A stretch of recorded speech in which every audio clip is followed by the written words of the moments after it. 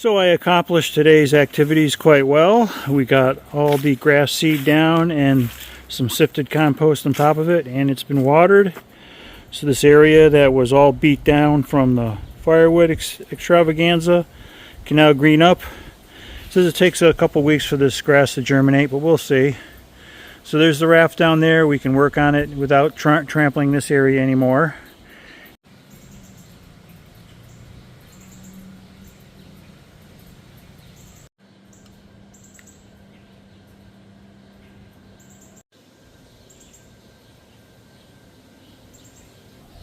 So here's an update on the hugelkultur bed.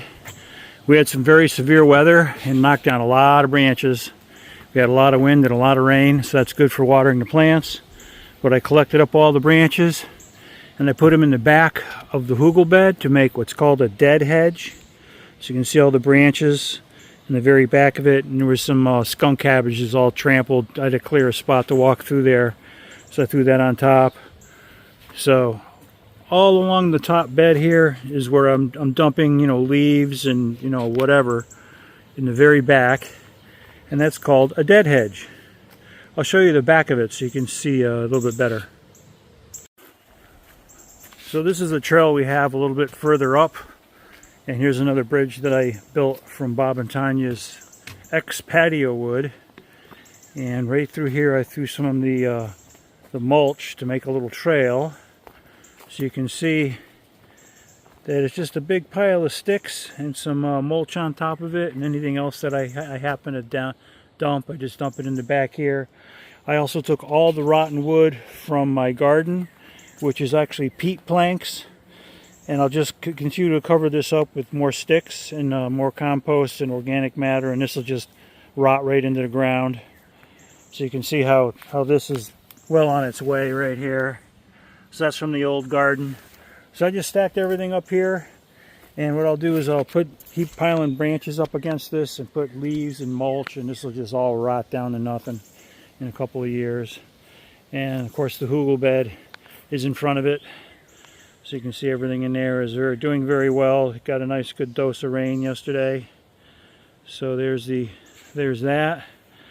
So this is just kind of like a dumping spot for branches, and I put down some mulch, so I have a little trail here, so it's no ticks or anything like that. And I did notice over here some little critter dug out a nest, and I think I have a beehive. If you look in here, you might be able to see bees in there. So there's a little beehive getting started, so I'm gonna have to be very careful walking around in that area by that tree. Actually, I have some sculptural bees over there. I don't know if you can see them. So maybe I'll stick these bees right around this nest hole right here. But you can, let's see if we see any. Yeah, see the bees going in and out.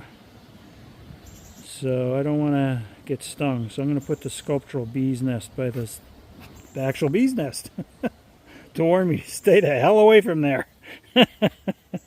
So that's the update. And this next couple of days is going to be nice and cool and no humidity. So it'll be a good day to do any outside work. But come Wednesday, Thursday, Friday, it's going to ramp right back up to 100 degrees and high humidity. So that's why I got all this work done today.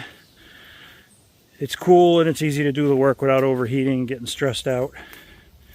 So a lot of the rotten wood I had that I put around the hugel bed was formerly stacked right here.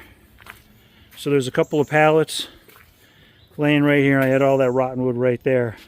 So one of the things I needed to do was make a spot to put our kayak, because right now it's on the raft, and this is where it's going to land. I'm going to put it right there and cover it up with this awning right here, so I can unroll that and cover it up, keep the sun off of it.